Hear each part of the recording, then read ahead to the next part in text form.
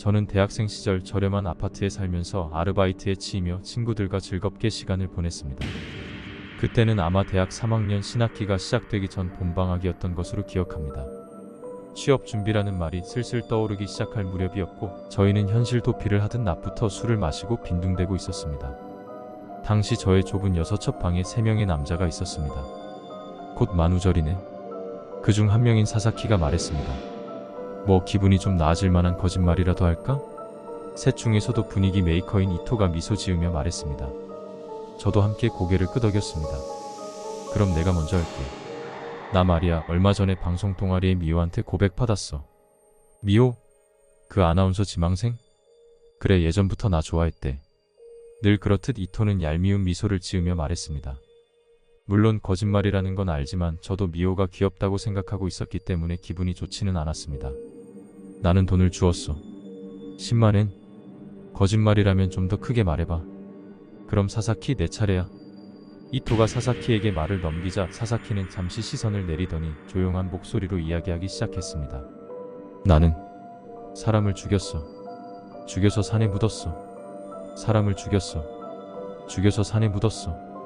순간 방 안의 공기가 바뀌는 것 같았습니다. 사사키의 말투가 너무나도 자연스러워 연기로 보이지 않았기 때문입니다. 그런 얘기는 좀 너무 멀리 간 거 아냐? 이토가 무거운 분위기를 덜어내려는 듯 약간 떨리는 목소리로 말했습니다. 미안, 이런 얘기는 잘 못하겠어. 사사키는 그렇게 말하며 앞서 느꼈던 살벌한 기운을 사라지게 했습니다. 그러나 저에게는 목이 막힌 것 같은 불쾌한 여운만이 남았습니다.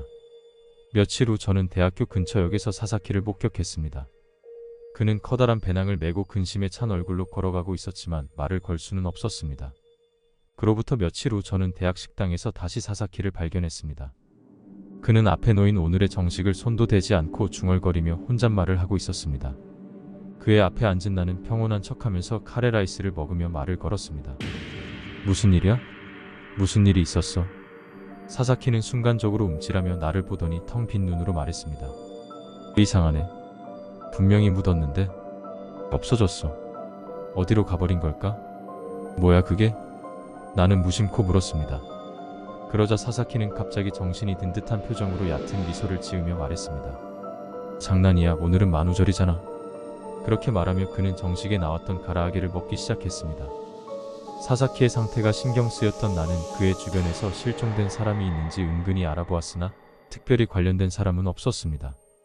그 후로도 사사키는 종종 커다란 배낭을 메고 어딘가로 나가는 모습을 보였으나 어느 순간부터 대학에서 모습을 보이지 않게 되었고 결국 대학을 그만둔 것 같았습니다. 그가 했던 말은 거짓말이었을까요? 아니면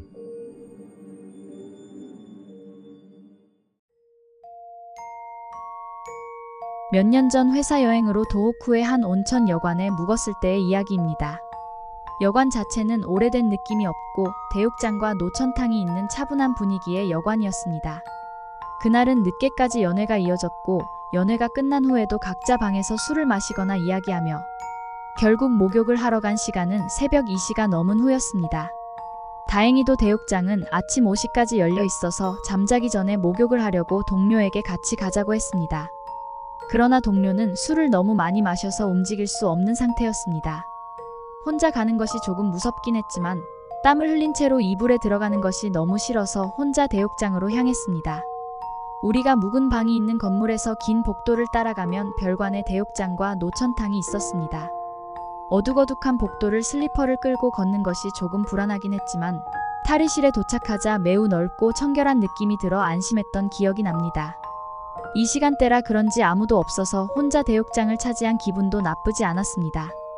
대욕장 안에는 온도가 다른 2개의 욕조가 있었고 안쪽에는 중정의 노천탕으로 나갈 수 있는 유리문이 있었습니다. 몸을 씻고 나서 온천물에 몸을 녹인 후 노천탕에 들어가 볼까 하고 유리문에 손을 대는 순간 무심코 아 하고 소리를 내고 말았습니다.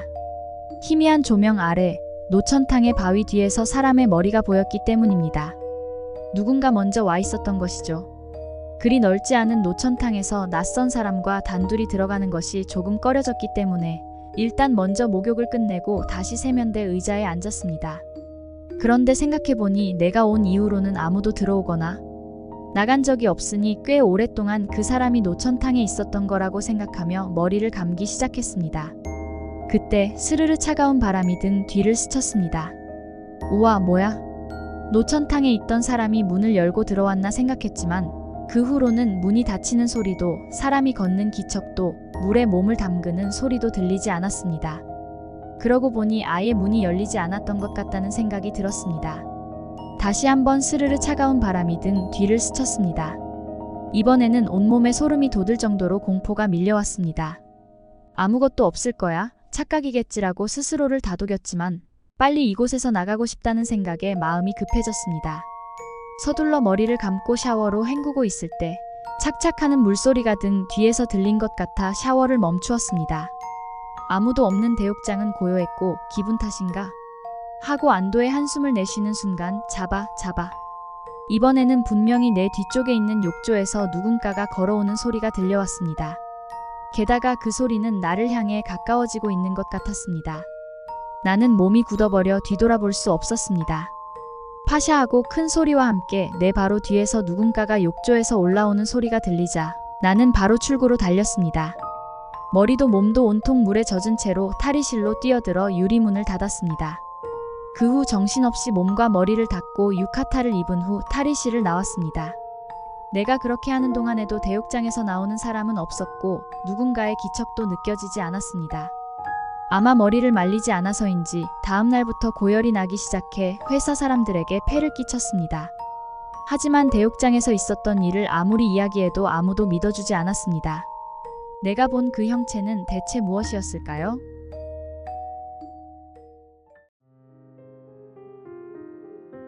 골든위크가 끝나고 다시 일에 나가야 하는 게 너무 우울하다고 생각하며 오랜만에 통근 전철에 몸을 맡기고 있을 때 문득 떠오르는 일이 있었습니다.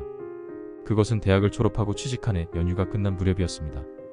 이른바 5월병인지 출근하는 것이 너무 싫었고 아파트 문을 여는 것도 정말 싫습니다. 취직과 동시에 도쿄에 오게 된 낡은 아파트였는데 그 곰팡이 냄새나는 방에서 밖으로 나가는 것이 정말 귀찮게 느껴졌고 회사에는 억지로 출근하고 있었습니다. 휴일에는 하루 종일 방 안에서 지내게 되었습니다. 친구들에게서 연락이 와도 귀찮게 느껴졌고 만나는 것도 피하게 되어 회사 외에는 사람들과 전혀 만나지 않게 되었습니다. 여자친구도 없어서 정말 혼자였습니다. 그렇게 스스로 고립시키면서도 가끔 방에서 혼자 있는 것이 견딜 수 없을 때가 있었고 이대로 죽어버리고 싶다는 생각이 머리를 스치기도 했습니다. 나는 왜 이렇게 된 걸까? 라는 고민도 했습니다. 그런 상태로 5월이 끝나고 6월 장마철이 되어도 여전히 회사 외에는 방 안에 틀어박혀 있는 날들이 이어졌습니다. 지금 생각해보면 그런 상태에서 어떻게 그렇게 성실하게 회사에 출근했는지 스스로도 신기하게 생각합니다. 사실 회사에는 저보다 한 살 많은 제가 조금 신경 쓰고 있던 여성 선배가 있었기 때문일지도 모릅니다. 저는 선배의 얼굴을 보기 위해서만 회사에 나갔습니다. 절망적인 생활 속에서 그것만이 제 마음의 유일한 지탱점이었습니다. 선배와는 별로 가깝지 않았고 업무상 몇 마디 대화를 나누는 정도였지만 저에게는 그것으로 충분했습니다. 그러던 어느 비오는 일요일 저는 이불에서 나오는 것도 귀찮아하며 멍하니 천장을 바라보고 있었습니다. 그러다 천장 한 부분에 이상한 얼룩이 있다는 것을 발견했습니다. 회색빛을 띤 부분에 검은 얼룩이 번진 듯한 모양으로 떠올라 있었습니다. 조금 각도를 바꿔보니 사람의 얼굴처럼 보였고 그것도 고통스러워 일그러진 얼굴이었습니다. 기분이 나빠져서 눈을 돌렸지만 그때부터 그 얼룩이 계속 신경 쓰이기 시작했고 가끔씩 쳐다보게 되었습니다. 불을 켜고 자세히 보니 그 색은 검은색이라기보다는 검붉은색에 가까웠습니다. 너무 기분이 나빠서 세제를 묻힌 스펀지로 한번 문질러 봤지만 전혀 지워지지 않았습니다. 6월이 끝날 무렵 제 정신 상태는 점점 더 불안정해졌고 일에서도 실수를 하기 시작했습니다. 그리고 결국 그 선배에게까지 큰 실수를 저지르게 되었고 저는 마음의 지탱점을 잃어버린 듯한 기분이 들었습니다. 이제 정말 죽어버리자라는 생각이 들었고 집에 가는 길에 특급 전철을 기다리며 자살을 결심했습니다. 하지만 어차피 죽을 거라면 방에서 죽자라는 목소리가 머릿속에서 들리는 듯했고 비틀거리며 방으로 돌아갔습니다. 문을 열었을 때 여전히 곰팡이 냄새가 나는 방이었지만 왜인지 모르게 저는 안심하며 여기라면 죽을 수 있겠다라는 생각이 들었습니다. 왜 그런 생각이 들었는지는 알 수 없습니다. 저는 미리 사두었던 포장용 밧줄을 꺼내 금속 선반에 묶고 고리를 만들어 목에 걸었습니다. 선반의 높이는 제 키와 비슷했지만 발이 닿는 높이여도 허리를 떨어뜨리면 목을 매달 수 있다는 것을 인터넷에서 찾아봤습니다. 드디어 끝이야 라는 말이 제 의지와는 상관없이 입에서 나왔을 때 누군가가 저를 지켜보고 있는 느낌이 들어 천장을 올려다봤습니다. 거기에는 그 얼룩이 있었습니다. 고통에 몸부림치는 표정으로 저를 내려다보고 있었습니다. 어서 빨리라고 그 얼굴이 말하는 것처럼 느껴졌고 저는 허리를 떨어뜨리려고 했습니다.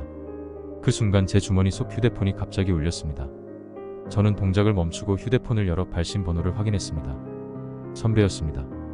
선배는 제가 퇴근길에 상태가 이상해 보였기에 걱정되어 전화를 했다고 했습니다. 저는 선배의 목소리를 들으며 울음을 터뜨렸습니다. 다음날 출근하니 선배가 제 실수를 커버해 주었기에 큰 문제가 발생하지 않았습니다. 그 다음 달 저는 그 방을 떠났습니다. 더 이상 그곳에 있어 저는 안 될 것 같았기 때문입니다. 이사를 준비할 때 부동산 중개인에게 물어보니 그 아파트에서 사람이 죽은 적은 없다고 했습니다. 그 얼룩은 대체 무엇이었을까요? 그리고 그때의 선배가 지금의 아내냐고요? 아닙니다. 여전히 저는 여자친구가 없습니다.